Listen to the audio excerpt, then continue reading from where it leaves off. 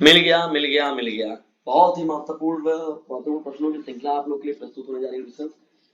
Class 12th प्राविधिक कला का बहुत ही महत्वपूर्ण है ये सेशन, और यहाँ से प्रश्न जो है क्लास 10th के बोर्ड एग्जामिनेशन में भी पूछे जा सकते हैं। तो प्राविधिक कला के सेशन को डिस्टेंस छोड़िएगा नहीं, बिना स्किप किए पूरा देख लीजिए। और जितने महत्वपूर्ण प्रश्नों की श्रृंखला, यदि इतने प्रश्नों को आप तैयार कर लेते हैं तो निश्चित तौर पर प्राविधिक कला का एक भी प्रश्न आप छोड़कर नहीं आएंगे। और यकीन मानिए ड्राइंग चित्रकला का ये बहुत ही महत्वपूर्ण सेशन होने वाला है प्राविधिक कला का। तो प्राविधिक कला के जितने भी मोस्ट इंपॉर्टेंट बहुविकल्पी प्रश्नों की श्रृंखला, ये पूरा का पूरा सेशन बहुत ही महत्वपूर्ण है। समझ लीजिए एक महा मैराथन आप लोग को मिल रहा है प्राविधिक कला का। बहुविकल्पी का डर आप लोग के दिमाग से एकदम निकल जाने वाला है। तो चलिए करते हैं स्टार्ट इसे। क्लास 12th के बच्चे, क्लास 10th के बच्चे और साथ ही साथ 9th और 11th के लिए भी। देखिए जो डिफिनेशन होता है, जो नॉलेज की चीजें होती है वो चेंज नहीं होती है, वो वही चीजें रहती हैं। तो सबके लिए इंपॉर्टेंट है 9, 10, 11, 12। चाहे आप 9th में हो, चाहे आप 10th में हो, चाहे आप 11th में हो, चाहे आप 12th में हो। लेकिन बेसिकली अगर देखा जाए तो 10th और 12th के लिए मुख्य रूप से प्राविधिक कला का उनका अपना एक अलग पेपर होता है। तो उन विद्यार्थियों को खासतौर पर विशेष ध्यान देना चाहिए, नहीं तो इस सेशन से लाभ सबको मिलने वाला है। वह सरलरेखा जो किसी वृत्त की परिधि पर किसी बिंदु को मात्र स्पर्श करती है, काटती नहीं है, क्या कहलाती है? तो इसे हम लोग बोलते हैं स्पर्श रेखा। देखिए वृत्त की परिधि, देखिए वृत्त अगर आप बना दिए वृत्त को, तो अब देखिए स्पर्श रेखा का मतलब देखिए क्या है। स्पर्श रेखा जैसे ये जा रही जा रही जा रही जा रही ऐसे निकल गई, तो हम लोग देखिए इसको स्पर्श रेखा बोलते हैं। वृत्त की परिधि के जिन बिंदुओं पर स्पर्श रेखा वृत्त को स्पर्श करती है, वही जाती है, क्या कहलाता है? तो उससे हम लोग भाई जाहिर सी बात है, स्पर्श रेखा है तो स्पर्श बिंदु कहेंगे उसे हम लोग, सीधा सीधा है। दूसरे का विकल्प नंबर ख जो होगा वो करेक्ट हो जाएगा। चलिए बढ़ते हैं आगे आप लोग। लेकिन कंफ्यूजन मत रखिएगा, ठीक है ना? थोड़ा सा हाँ, तीसरे महत्वपूर्ण प्रश्न की ओर चलिए बढ़ते हैं। देखिए तीसरा प्रश्न क्या है आप लोग का। वह अनिश्चित लंबाई की सीधी रेखा जो वृत्त को दो बिंदुओं पर काटती है, तो उसे हम लोग कहते हैं क्या? छेदक रेखा कहते हैं। देखिए वृत्त पर बात हो रही है एडिशन, देखिए ये वृत्त बना दिया, थोड़ा सा गोला बना लीजिएगा सही से। देखिए ऐसे ले लिया, छेदक रेखा दो बिंदुओं पर काटती है, छेदक रेखा छेदती हुई जाएगी। स्पर्श बिंदु से स्पर्श रेखा पर उठाया गया लंब जो होता है सदैव वृत्त के क्या होता है? केंद्र पर से होकर जाता है। भाई जाहिर सी बात है, स्पर्श बिंदु से उठाया हुआ जो स्पर्श रेखा, देखिए ये हो गया ना, ये ऐसे कर दिया आप यहाँ पर। अब देखिए ये ऐसे आप अगर स्पर्श रेखा लेकर जा रहे हैं और ये ऐसे आप लेकर आ रहे हैं, तो ये देखिए ये केंद्र से होकर ही जाएगा। भाई देखिए लंब जो हो गया, लंब की बात कर दिया, लंब का मतलब ये 90 डिग्री का हो जाएगा। समकोण ये बन रहा है कोण यहाँ पर 90 अंश का, ठीक है। किसी वृत्त के बाहर दिए गए बिंदु से वृत्त की कितनी स्पर्श रेखाएं खींची जा सकती हैं? तो ये केवल और केवल दो रेखाएं खींची जा सकती हैं। जैसे देखिए कोई वृत्त बना है तो एक स्पर्श रेखा आपने ऐसे खींच दिया, और एक स्पर्श रेखा जो है आप इसको ऐसे खींच दिए, ऐसे मतलब टच करती हुई जाएगी, समझ लीजिएगा। थोड़ा सा स्केल, हाँ। तो ये कितनी स्पर्श रेखाएं खींची गई? किसी वृत्त के बाहर दिए गए बिंदु से वृत्त पर कितनी स्पर्श रेखाएं खींची जाएंगी? तो केवल और केवल दो खींची जा सकती है। देखिए मैंने दो आपको खींचकर यहाँ पर प्रेजेंट भी करा दिया है, ठीक है। चलिए बढ़ते हैं यहाँ पर हम लोग आगे यहाँ पर, और पांचवा प्रश्न तो हो गया। छठवें प्रश्न की ओर। किसी वृत्त की परिधि पर दिए गए बिंदु से वृत्त की कितनी स्पर्श रेखाएं खींची जा सकती हैं? तो वृत्त की परिधि पर किसी बिंदु से, तो बिंदु से भाई जाहिर सी बात है एक ही खींच सकते हैं हम लोग, ठीक है ना। स्पर्श रेखाएं भाई जाहिर सी बात अगर ले लिए तो बिंदु से एक ही खींच पाएंगे। किसी वृत्त की स्पर्श रेखा के स्पर्श बिंदु को वृत्त के केंद्र से मिलाने वाले स्पर्श रेखा के अनुसार वृत्त की त्रिज्या कितने अंश का कोण बनाती है? तो ये बनाती है 90 डिग्री का। वृत्त के केंद्र से वृत्त की त्रिज्या कितने अंश का कोण बनाती है? देखिए यहाँ पर जैसे ले लिए हम लोग, ये ले लिए भैया, इसी को अभी तो हम बताएं आप लोगों को।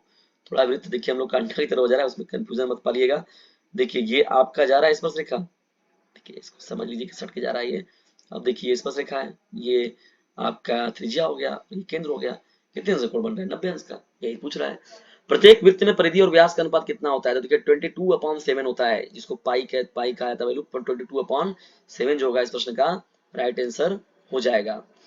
केंद्र से समान दूरी पर चलने वाले किसी बिंदु से घिरी हुई आकृति क्या कहलाती है? वृत्त कहलाती है। इसको हम लोग क्या बोलते हैं? वृत्त।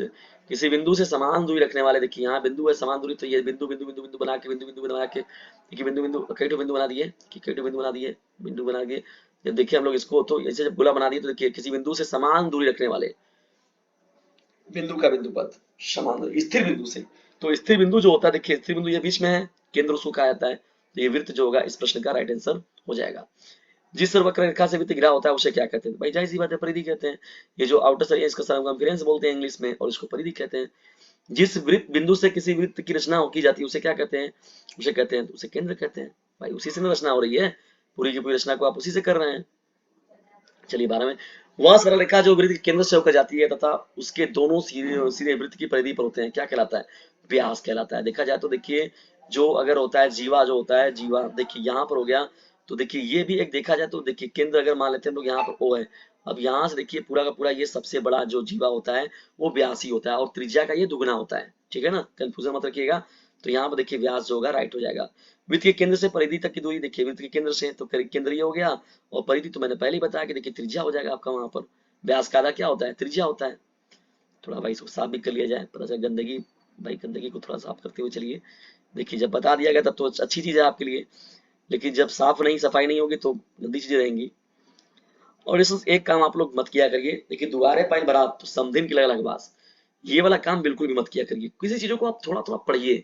जब आप पहले से पढ़ते हैं, देखिए अब आप लोगों का एग्जाम जो है वो फरवरी में होने वाला है, बोर्ड एग्जामिनेशन, प्री बोर्ड आपका जनवरी में होने वाला है, फिर भी आप लोग नहीं पढ़ रहे हैं। इतना जबरदस्त आप लोग के लिए सेशन मिल रहा है, फिर भी नहीं पढ़ रहे हैं, तो लापरवाही आप कर रहे हैं। तो लापरवाही बर्दाश्त नहीं की जाएगी आप सभी लोगों की। आप लोगों का परीक्षा पहले की अपेक्षा 1-2 महीना और पहले हो रहा है, तब भी आप डर रहे हैं। आपके दिमाग में रहता है नहीं हो पाएगा, नहीं होगा पेपर, कोरोना, कुछ चीजें नहीं है, पेपर आपका सब होगा, सब कठिनाई से ही होगा। आप लोग अपने पेपर को एक लाइटली नहीं लेते हैं। थोड़ा सा भी अगर आप लाइटली लेंगे रेसन, तो मैं यकीन मानिए आप लोग आर्ट्स में अगर देखा जाए, ड्राइंग में अगर कहा जाए, तो आप 90+, 95+, 99, यहाँ तक कि आप 100 भी जा सकते हैं। थोड़ा सा सिंसियरिटी अगर आप अपने अंदर ला दिए तो। वृत्त के केंद्र से परिधि तक की दूरी क्या कहलाती है? डिस्टेंस, त्रिज्या कहा गया। वृत्त का वह भाग जो एक चाप और 2 अर्धव्यासों से घिरा होता है, उसे हम लोग द्वित्रिज्य कहते हैं। क्या बोलते हैं उसे हम लोग? एक चाप और 2 अर्धव्यासों से। तो यहाँ पर डिस्टेंस हो जाएगा। देखिए इसको बनाना भी चाहते, देखिए ऐसे बना दिए, यहाँ पर ये हो गया, देखिए यहाँ पर केंद्र हो गया, यहाँ पर देखिए ऐसे लेंगे, और इसको देखिए ऐसे हो गया ना, तो त्रिज्य होता है ना, त्रिज्य खंड की बात होती है।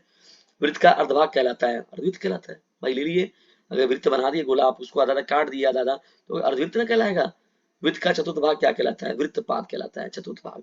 अभी देखिए इसको 4 हिस्से में काट दीजिए, तो इसका एक भाग जो बोला जाएगा चतुर्थ वृत्तपाद बोला जाएगा। क्या बोला जाएगा? वृत्तपाद। वृत्त का कोई भाग क्या कहलाता है? तो उसे चाप कहते हैं हम लोग।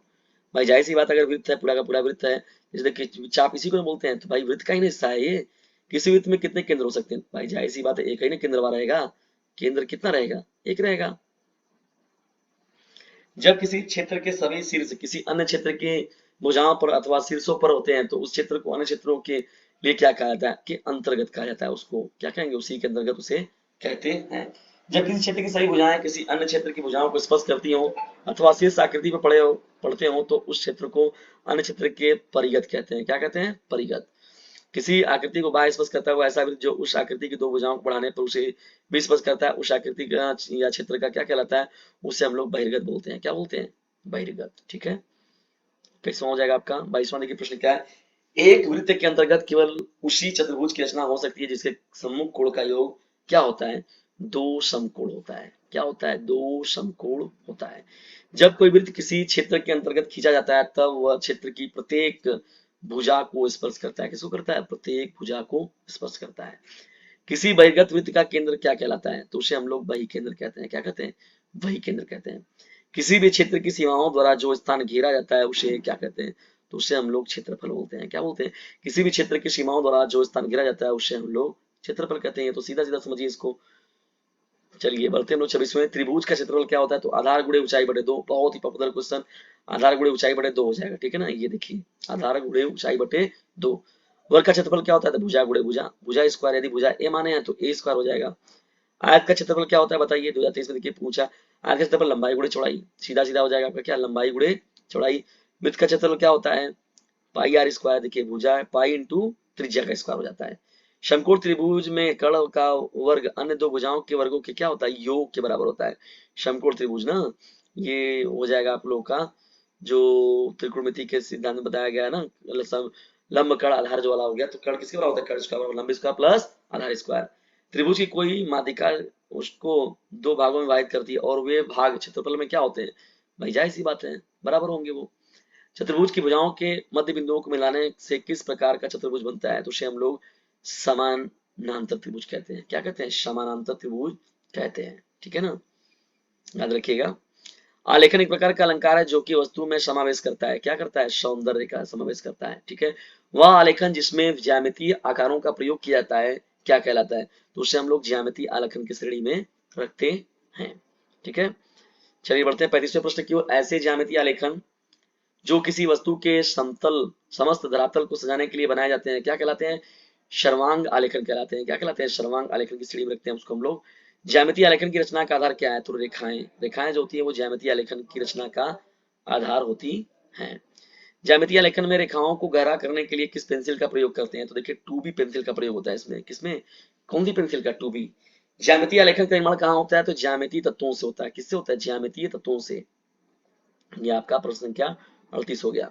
39वें प्रश्न की ओर बढ़ते हैं। ज्यामितीय आलेखन में प्रयोग होते हैं प्राकृतिक रंग, द्वितीयक रंग, श्वेत श्याम रंग। तो देखिए श्वेत श्याम रंग जो होगा इस प्रश्न का राइट आंसर हो जाएगा। अल्पना का जन्म कहाँ हुआ? देखिए बंगाल में। इस प्रश्न का राइट आंसर हो जाएगा।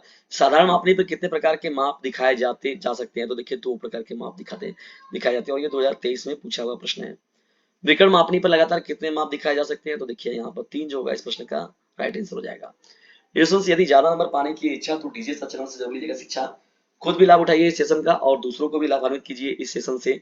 और ये सेशन बहुत ही परिश्रम से ये सभी चीजें आप लोग के लिए उपलब्ध कराई जाती है, तो थोड़ा सा लाइक कर दिया करिए। लाइक से देखिए होता है क्या है कि उससे एक इंटरनल मोटिवेशन मिलता है कि आप लोग के लिए और भी बेस्ट करना है। और डिस्टेंस से देखिए सबसे महत्वपूर्ण बात मैं आप लोगों को बताऊं तो शेयरिंग देखिए बहुत इंपॉर्टेंट चीज होता है। Sharing is the best way of learning. यदि आप ऑनलाइन प्लेटफॉर्म पढ़ रहे हैं तो कोई भी लेक्चर अगर आप लोग को जबरदस्त लग रहा है तो डिस्टेंस से अपने क्लासमेट पर शेयर जरूर कर दिया करिए।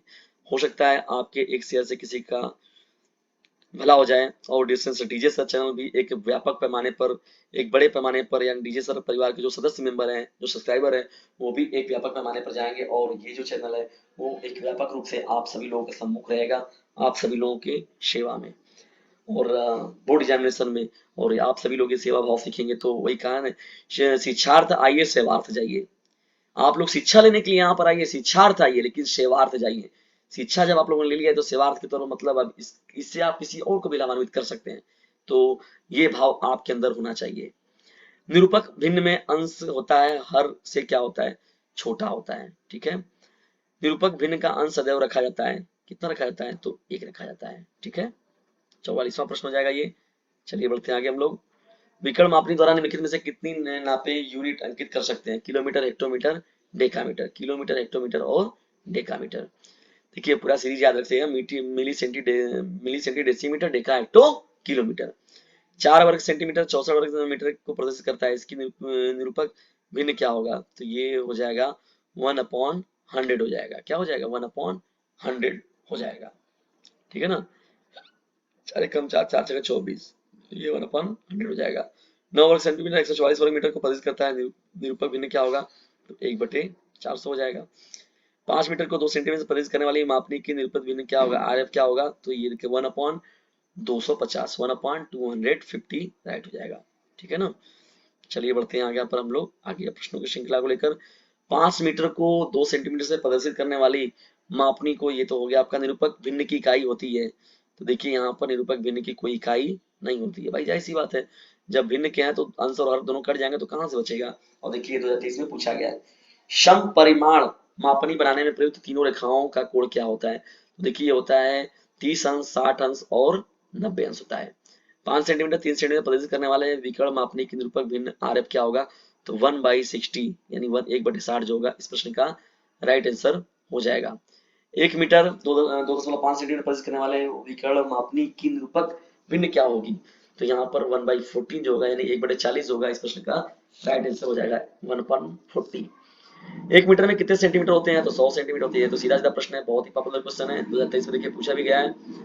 वृत्त का आकार कैसा होता है? देखिए अब इसको तो आप लोग लगा ही के आइएगा, इसको मत छोड़िए कम से कम। समकोण कितने अंश का होता है? तो देखिए ये भी बहुत पॉपुलर क्वेश्चन है, 90 अंश का। रेखा किसे कहते हैं? तो सीधे सीधे देखिए यहाँ पर दो बिंदुओं के बीच की दूरी को, ठीक है ना, दो बिंदुओं के बीच की दूरी।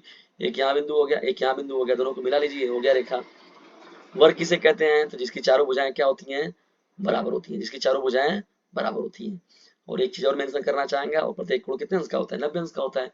त्रिभुजाकार आकृति के बारे में पूछ रहा है, देखिए तो क जो होगा करेक्ट हो जाएगा।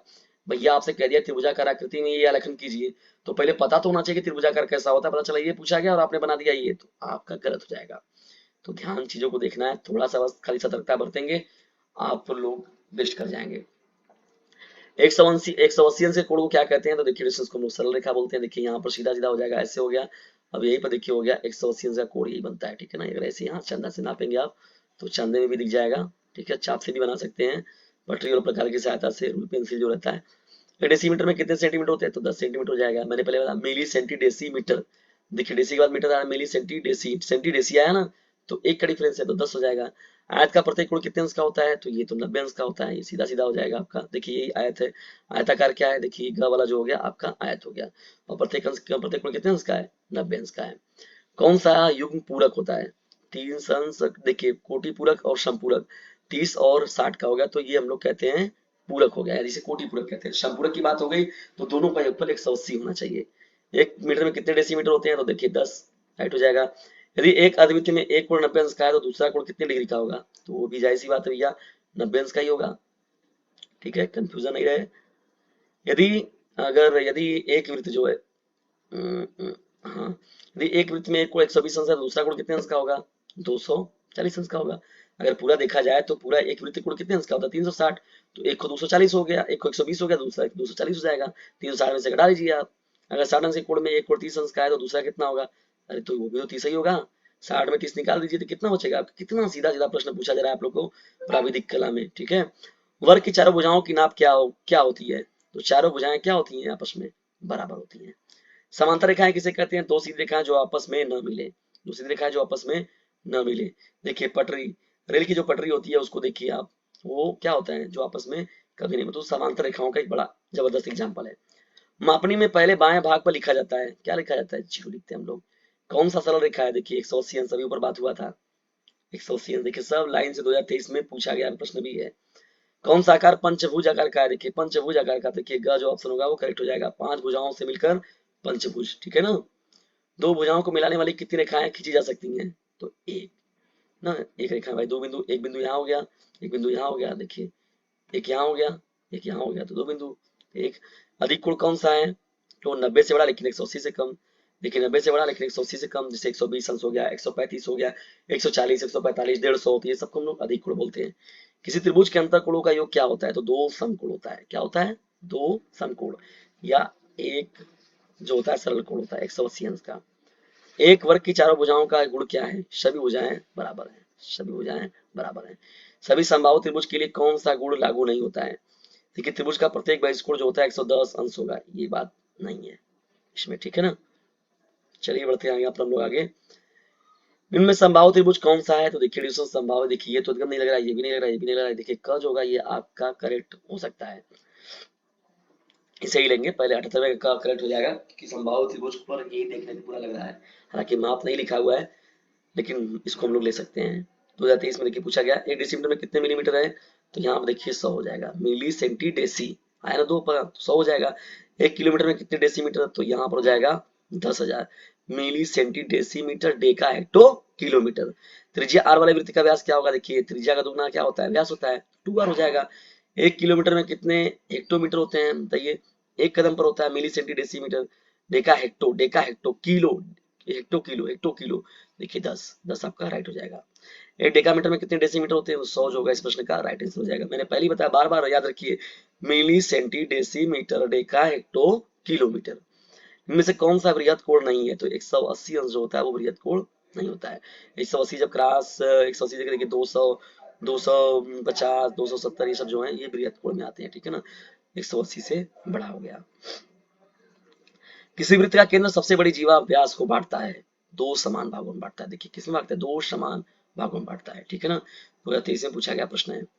वृत्त के बाहर किसी बिंदु से खींची गई स्पर्श रेखा स्पर्श बिंदु पर वृत्त की त्रिज्या के साथ कितने अंश का कोण बनाती है, 90 अंश का कोण बनाती है, ठीक है ना। वही मैंने पहले बताया कि देखिए ये गोला बन गया आप लोग का, ये आपने यहाँ से स्पर्श किया, देखिए यहाँ से ले लिए स्पर्श किए, और यहाँ पर ऐसे देखिए बन गया, तो कितने अंश का कोण बना, 90 अंश का बना। चलिए बढ़ते हैं आगे। किसी त्रिभुज के बहिष्कोणों का योग क्या होता है, तो 4 समकोण होता है, कितना समकोण, 4 समकोण, बहिष्कोणों का योग 4 समकोण होता है। 7 सेंटीमीटर त्रिज्या किसी वृत्त का क्षेत्रफल जो होगा कितना होगा, तो पाई गुणे 7 गुणे 7 तो ख जो होगा पाई आर स्क्वायर, तो पाई इंटू 7 इंटू 7 हो जाएगा। यदि किसी वर्ग की भुजा की लंबाई x हो तो विकर्ण क्या होगा, तो भुजा √2 होता है, देखिए क्या होता है, भुजा √2, तो देखिए क है, तो क ऑप्शन होगा ये करेक्ट हो जाएगा, ठीक है ना। लंबकड़ वाले फॉर्मूला, लंबकड़ आधार वाले फॉर्मूला से निकालेंगे तब भी निकल जाएगा। निम्न कोणों में से कौन सा अधिक कोण है, तो देखिए 102 अंश, 102 अंश जो है वो अधिक कोण है। किसी मिलीमीटर, 1 मिलीमीटर 1 मीटर का कौन सा भाग है, तो ये 1000वां भाग है, ठीक है, 1000वां। किसी चतुर्भुज में सभी आंतरिक कोणों का योग जो होता है क्या होता है, 4 समकोण होता है। चतुर्भुज में भैया देखो कितने अंश का, 4 समकोण, यानी कि 360 अंश का होता है। एक ही आधार और समान ऊंचाई पर बने त्रिभुज और आयत के क्षेत्रफल में सही अनुपात कितना होगा, तो एक संबंध है यहाँ पर जो होगा 2, इस प्रश्न का राइट आंसर हो जाएगा। चलिए बढ़ते हैं हम लोग महत्वपूर्ण प्रश्नों की श्रृंखला में। भी देखिए स्किप मत करिएगा, अभी मैंने पहले बताया कि आप लोगों को पूरा वीडियो देखना है और बहुत ही महत्वपूर्ण एडिशन याद रखिएगा सेशन। निम्न आकृतियों में से कौन सा समचतुर्भुज नहीं है, समचतुर्भुज नहीं है। देखिए ये भी समचतुर्भुज है, ये भी है, ये भी है, लेकिन ख जो है ये नहीं है, ठीक है ना, क्योंकि यहाँ पर आमने सामने की भुजाएं बराबर है, तो ये एक तरीके से आपका आयत हो जाएगा। निम्न आकृतियों में से कौन सी रेखा अक्ष का लंब समद्विभाजक है, तो ख जो होगा इसमें ऑप्शन जो होगा वो करेक्ट हो जाएगा। 1:1 में है, देखिए 1:3 है, 2:1 है, 3:1 है, लेकिन जबकि 1:1 है, समद्विभाजक है ये, ठीक है, समान भागों में बटा गया है। निम्न में से कौन सा आकार या गति वृत्ताकार नहीं है, नल से गिरता हुआ पानी। देखिए नल से गिरता हुआ पानी जो होगा करेक्ट हो जाएगा। 1 हेक्टोमीटर में कितने मीटर होते हैं, तो 100 हो जाएगा। देखिए पहले मैंने बताया कि milli, centi, decimetre, deca, hecto, kilometre हो जाएगा आपका। किसी घड़ी में छोटी सुई 5 पर हो तथा बड़ी सुई 12 पर हो, तो इन दोनों सुइयों के बीच बनने वाला कोण कौन सा होगा, तो उसे हम लोग बोलते हैं अधिक कोण, ठीक है, कितना कोण बोलेंगे, अधिक कोण। चलिए आगे बढ़ते हैं हम लोग यहाँ पर। एक आकृति के बराबर दूसरी आकृति बनाने का अर्थ क्या है, दूसरी आकृति के क्षेत्रफल में समान बनाना, ठीक है, क्या बनाना, उसको समान बनाना। स्पर्श रेखा दीर्घवृत्त में किसे स्पर्श करती है, तो उसे वक्र को स्पर्श करती है। किसको करती है, वक्र को। ये 2023 में पूछा गया प्रश्न है। चलिए आगे बढ़ते हैं हम लोग यहाँ पर। निम्नलिखित में से किस ठोस में आयताकार फलक होते हैं, घन, शंकु, समपार्श्व, प्रिज्म। तो देखिए प्रिज्म इस प्रश्न का राइट आंसर हो जाएगा। एक वर्गाकार प्रिज्म में कितने आयताकार फलक होते हैं, तो यहाँ पर 4 जो होगा वो करेक्ट हो जाएगा। समपूरक कोण क्या होता है, तो समपूरक कोण देखिए 180 अंश का होता है, ठीक है ना, याद रखिएगा। एक समचतुर्भुज में कितनी भुजाएं होती हैं, तो भैया 4 भुजाएं होती हैं, समचतुर्भुज 4 भुजाएं।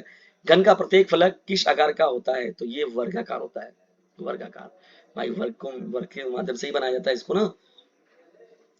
एक घन में कितने फलक होते हैं, तो भैया कितने फलक होते हैं, इसमें 6 फलक होते हैं।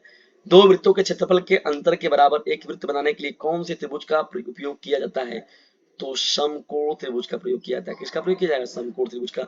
और देख रहे हैं लाइन सब पूछा गया प्रश्न है, याद रखिएगा बहुत ही महत्वपूर्ण सेशन है ये। एक आयताकार कमरे में कितने ऊर्ध्वाधर फलक होते हैं, तो देखिए इसमें 4 होते हैं। अपने खुद कमरे में आप एग्जाम बैठे हैं, यहाँ पर ही देख लीजिए, अपने क्लासरूम को देख लीजिए, 4 क्या होते हैं, ऊर्ध्वाधर फलक होते हैं। यदि बेलन का एक सिरा वृत्ताकार है तो दूसरा सिरा कैसा होगा, वो भी जाहिर सी बात है, वो भी क्या होगा, वृत्ताकार ही होगा, ठीक है। ये आपका 109वां प्रश्न है। चलिए 110वें प्रश्न पढ़ते हैं हम लोग। एक घन में कितने कोर होते हैं, कोर होती है, तो यहाँ पर 12 होता है टोटल। निम्नलिखित में से किस ठोस में त्रिभुजाकार फलक होते हैं, तो पिरामिड जो होता है उसमें त्रिभुजाकार फलक होते हैं। त्रिभुजाकार प्रिज्म के कितने पार्श्व फलक होते हैं, तो यहाँ पर 5 जो होगा इस प्रश्न का राइट आंसर हो जाएगा। अब देखिए 13वें प्रश्न क्यों पढ़ते हैं यहाँ पर। देखिए 13वां प्रश्न कौन सा है, एक त्रिभुज का क्षेत्रफल उसके आकार और ऊंचाई गुणनफल का कितना भाग होता है, तो ये आधा होता है। हम लिखे त्रिभुज का क्षेत्रफल, तो त्रिभुज का क्षेत्रफल पहले ही बताया गया था कि 1/2 आधार गुणे ऊंचाई, ठीक है, तो वही देखिए पूछा गया, घुमाया गया प्रश्न को है, प्रश्न वही है लेकिन थोड़ा सा घुमा है। किसी भी सममित दृश्य में एक साथ कितनी विमाएं मिलती हैं, तो 3 जो होगा इस प्रश्न का राइट आंसर हो जाएगा। सममिति चित्र बनाने से पूर्व कौन सी रेखा पहले खींचते हैं, तो आधार रेखा को सबसे पहले खींचा जाता है।